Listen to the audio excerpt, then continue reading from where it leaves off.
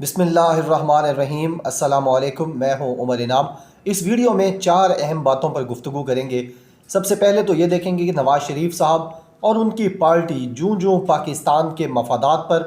پاکستان کے دفاع اور اتحاد پر حملے کر رہی ہے اور پاکستان کو تقسیم کرنے کی کوشش کر رہی ہے، ویسے ہم دیکھ رہے ہیں کہ خود ان کی پارٹی تقسیم ہوتی جا رہی ہے، اور جو تقسیم ہے نواز لیگ کے اندر، مریم شہباز اور شہباز شریف کے گروپ کے اندر، اس میں اب روز بروز ایسی چیزیں سامنے آ رہی ہیں کہ پہلے آج سے 6 مہینے پہلے مارچ اپریل تک جب ہم یہ بات کرتے تھے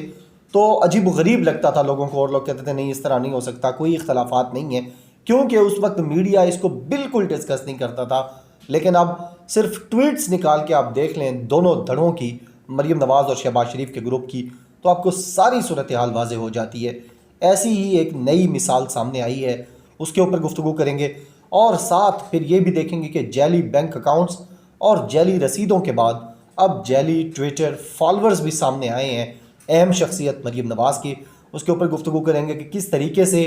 اپنے فالورز کو، اپنے ووٹرز اور سپورٹرز کو، اور اسپیشلی اپنے جرنلسٹ جو ان کے گروپ کے جرنلسٹ ہیں، ان کی مدد کے ذریعے پوری دنیا کو بے وقوف بنایا جاتا رہا ہے ٹویٹر فالوئنگ شپ کے حوالے سے۔ اس کے اوپر بات کریں گے، اور پھر ایک انتہائی اہم اور دلچسپ چیز سامنے آئی ہے کہ جس کا کریڈٹ اسحاق ڈار صاحب بھی اور نواز شریف صاحب بھی اکثر لیتے ہیں کہ ان کے دور اقتدار کے اندر ڈالر 100 روپے پہ رکا رہا ہے۔ تو اب وہ چیزیں بھی سامنے آ گئی ہیں کہ وہ ڈالر 100 روپے کے اوپر کیسے آرٹیفیشل طریقے سے روکا گیا ہے، اور اس کے اوپر اربوں ڈالرز مزید لگا دیے گئے کہ ڈالر 100 روپے پہ رکا رہے۔ اس کے اوپر بات کریں گے، اور سب سے آخر میں وزیر اعظم عمران خان صاحب کی اہم ترین کچھ ٹویٹس سامنے آئی ہیں جن کا ذکر ضروری ہے، جن کے اوپر عمل بھی ضروری ہے، اس کے اوپر بات کریں گے۔ سب سے پہلے اگر احسن اقبال صاحب کی جو ٹویٹ سامنے آئی ہے جس میں وہ یہ کہتے ہیں کہ نون لیگ کی جو لوگ یہ سمجھتے ہیں کہ نون لیگ کی فوج کے ساتھ لڑائی ہے، وہ اپنے دماغ کا علاج کروائیں۔ تو یہ بات اب واضح ہو چکی ہے کہ شہباز شریف کا مفاہمتی گروپ جو ہے، ان کا دھڑا ہے، وہ ظاہر ہے فوج کے ساتھ، فوج کے قدموں میں لیٹا ہوا ہے، ان کے بوٹوں پر لیٹا ہوا ہے، اور گیٹ نمبر 4 سے ابھی تک اٹھنے کے لیے تیار نہیں ہے۔ دوسرا دھڑا جو مریم نواز کا دھڑا ہے، وہ محمد زبیر کی سرعام جو بے عزتی کی گئی DGI/SPR کی طرف سے، اور بتایا گیا کہ کس طرح وہ رات کے اندھیرے میں جا کے ملاقاتیں کرتے رہے ہیں اور NRO مانگتے رہے ہیں مریم نواز اور نواز شریف کے لیے۔ لہٰذا یہ جو دوسرا دھڑا ہے مریم نواز کا دھڑا، یہ لیٹا تو ہوا ہے اوندھے منہ، لیکن اب سر اٹھا کے پیچھے کی طرف دیکھ رہا ہے کہ واپس جانا ہے یا نہیں جانا۔ لیکن شہباز شریف اور ان کا دھڑا جو ہے وہ مکمل طور پر ابھی تک بھی یہ نیت باندھ کے لیٹا ہوا ہے کہ بے شک کچھ ہو جائے ہم نے یہیں لیٹے رہنا ہے۔ اور یہ جو ٹویٹ سامنے آئی ہے، تو اس کے بعد ایک چیز تو واضح ہوتی ہے کہ نواز شریف جو فوج کے اوپر حملے کر رہے ہیں، ویسے جو دوسرا دھڑا ہے وہ کوشش کر رہا ہے کہ فوج کے ساتھ ان کے معاملات ٹھیک رہیں، تاکہ آگے جب دسمبر اور جنوری کے اندر شین لیگ مورز وجود میں آئے گی، اسی نون اور میم لیگ کے اندر سے شین لیگ جیسے شہباز شریف کی لیگ سامنے آئے گی، تو اس کے لیے زیادہ سے زیادہ سپورٹ سمیٹی جا سکے فوج کی طرف سے۔ اور لہٰذا اسی وجہ سے یہ نئی ٹویٹس بھی سامنے آئی ہیں، اور پھر ہم مسلسل دیکھ رہے ہیں کہ ریلی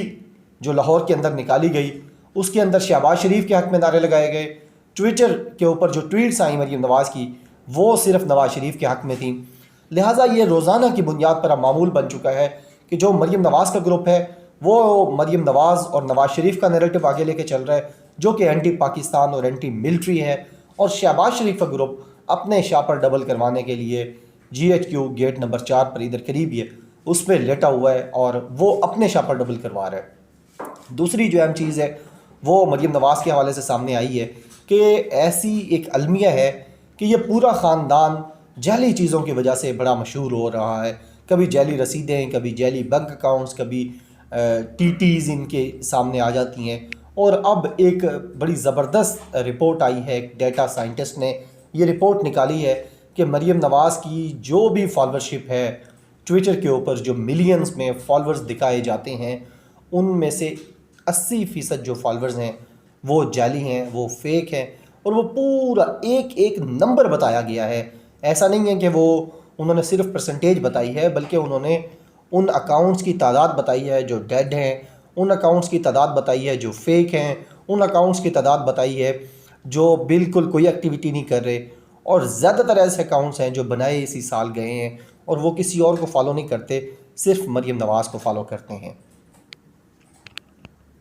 अब जब ये नंबर्स सामने आए हैं और मालूम हुआ है कि मरीम नवाज़ साहिबा किस तरीके से जेली अकाउंट्स को सामने लेकर आई हैं, और मैं चूँकि डिजिटल मीडिया को बड़े गौर से देखता हूँ और बड़े अरसे से इस्तेमाल कर रहा हूँ और कुछ ट्रेनिंग्स भी ले रखी हैं डिजिटल मीडिया के हवाले से, तो मुझे भी कई ऐसे एंकर्स का भी पता है जो मरीम नवाज़ के ग्रुप से हैं। बहुत सारे लोगों का पता है जिन्होंने जेली फेक अकाउंट्स ख़रीदे हैं, फेक फॉलोअर्स ख़रीदे हैं ट्विटर के लिए, और अगर ट्विटर को बताया जाए, लिखा जाए, फीडबैक भेजा जाए, तो उम्मीद है कि ये तमाम चीज़ें भी यहाँ से साफ़ हो जाएंगी। और जो एक जेली भरम बना रखा है कि बहुत ज़्यादा जनाब इनकी कोई फॉलोअरशिप है, वो सारी भी अब ख़तरे में पड़ती दिखाई देती है। इसके अलावा जो तीसरा अहम मैटर है वो ये कि आप जब भी डिबेट करें, इस मुल्क में डिबेट होती नज़र आती है टीवी के ऊपर, अखबारात में, तो उसमें एक बड़ी वजह ये भी नज़र आती है कि जी महंगाई बहुत हो गई है इमरान ख़ान के दौर इक़्तिदार में। तो इसकी वजूहात जो हैं वो चंद, एक वजह तो ये भी है कि इससे पहले जो 10 साल इकॉनमी थी पाकिस्तान की 2008 से 18 तक, वो ज़्यादातर कोशिश ये की जाती रही, जब पाकिस्तान की तारीख़ में सबसे ज़्यादा कर्ज़े लिए गए तो कोशिश ये जारी थी कि कुछ सब्सिडीज़ दे दी जाएँ, कुछ जनाब वो आर्टिफिशियल इकॉनमी बनाकर दिखाई जाए, कुछ ऐसे फिगर्स दिखाए जाएँ कि जिस की बुनियाद के ऊपर लोगों को ये बताया जा सके और उनको उन मासूम लोगों को ये कहा जा सके, एक ऐसा नैरेटिव बिल्ड किया गया कि जनाब वाला देखें हमने सब चीज़ों पे काबू पाया हुआ है, सब कुछ बेहतर अंदाज में चल रहा है। लेकिन उस वक्त था क्या कि वो जो एक आर्टिफिशियल इकॉनमी हमें नज़र आ रही थी, जिसके पीछे हमें चंद मराद भी नज़र आ रही थी आम आवाम को, जैसे आप कह लें कि सस्ती बिजली थी, सस्ता आटा था, या चंद एक चीज़ें ऐसी थीं, उसकी बुनियाद के ऊपर जो पीछे नुकसान हो रहा था हमारा, जो कर्ज़ा लेके खिलाया जा रहा था, ये उसी तरह है कि जैसे एक घर का वारिस वो बाहर से बेशक रोज़ कर्ज़ा लेकर आता हो और आकर अपने बच्चों को बड़ी अच्छी खुराक खिलाता हो,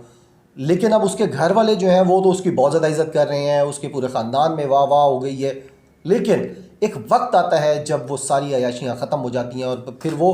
घर भी बेचना पड़ता है और वो सारा निज़ाम दरम बरम हो जाता है। ऐसा ही पाकिस्तान के साथ होता रहा है कि जो बाहर से कर्ज़े लेते रहे हैं, यहाँ डॉलर्स को स्टेबल रखा गया, यहाँ इकानमी को स्टेबल रखने के लिए पूरे मुल्क का बेड़ा गर्क कर दिया गया। इसी तरह की एक जो हकीकत है वो ये भी सामने आई है। फवाद चौधरी साहब ने इस पे बड़ी ज़बरदस्त गुफ्तगू की है और उन्होंने कहा है कि जो डॉलर को इसहाक डार साहब ने और नवाज़ शरीफ साहब ने 100 के ऊपर रखा जब डॉलर को, तो इसके ऊपर इस पूरे फिनोमेना को मैनेज करने के लिए जहाँ जहाँ पैसे लगाने पड़े और बाहर से कर्ज़े लेने पड़े, वो 23 अरब डॉलर खर्च हुए सिर्फ इस एक बात के ऊपर कि डॉलर को 100 के ऊपर रखा जाए। आर्टिफिशियली तमाम चीज़ें की गई, यहाँ पैसा भी बनाया गया, जो वो यानी इसकी भी बड़ा नुकसान होता है कि जब आप बहुत बड़ी तादाद में अपने ही मुल्क के अंदर अपना पैसा जनरेट कर रहे हो, जनरेट बल्कि ना कर रहे हो, आप स्टेट बैंक को कहें और स्टेट बैंक उसको मुसलसल छाप रही हो, तो उसका बड़ा नुकसान होता है। इस तरीके से मुल्क की करेंसी को डी वैल्यू किया गया, बाहर से कर्ज़े लिए गए और यहाँ आवाम को वो वही वाली सोच है कि खाता है तो लगाता भी है, वो थोड़ा बहुत लगाया गया और बाकी सारा बाहर भेज दिया गया, वो मनी लॉन्ड्रिंग की गई हर तरह से। लिहाजा ये जो डॉलर 100 रुपये पे रहा है, तो इसके पीछे 23 अरब डॉलर पाकिस्तान की इकॉनमी ने उस वक्त बर्दाश्त किए, जो अब कर्ज़े की सूरत में हमारे ऊपर चढ़ा हुआ है। और जो बहुत बड़ा कर्ज़ा हमारी हर बच्चे जो पैदा हो रहे हैं पाकिस्तान में, उनके ऊपर भी एक अच्छा खासा कर्ज़ा होता है जब वो पैदा होते हैं। तो फ़ी कस कर्ज़ा जो पाकिस्तान के ऊपर चढ़ा है, तो उसके पीछे एक फ़िनोमेना, एक दो नंबरी, एक शोबदाबाजी ये भी थी कि डॉलर 100 रुपये के ऊपर रुका रहे। इसके अलावा जो आखिरी बात है वो ये कि वज़ीर-ए-आज़म इमरान खान साहब ने ट्वीट की है और NCOC national command and operation centre की जो फैक्ट्स एंड फिगर्स सामने आ रहे हैं वो भी थोड़े से अब तशवीशनाक हैं। अब हमें घबरा लेना चाहिए कोरोना के हवाले से। और वज़ीर-ए-आज़म इमरान खान साहब ने ये भी कहा है कि हम सबको मास्क इस्तेमाल करने चाहिए जब भी हम बाहर जाते हैं, और जो اس کی احتیاطیں تھیں، آپ سب کو بخوبی اس کا پتہ ہے، بہتر انداز میں آپ سمجھتے ہیں، وہ تمام تر احتیاطیں دوبارہ ہمیں کرنے کی ضرورت ہے۔ ہم جو اللہ کے خاص فضل و کرم سے اور اس کے نبی کی نظر عنایت کی وجہ سے ہم پاکستان میں بہت زیادہ اب ریلیکس ہو گئے تھے پچھلے 2 مہینے میں، اب ہمیں تھوڑی سی احتیاط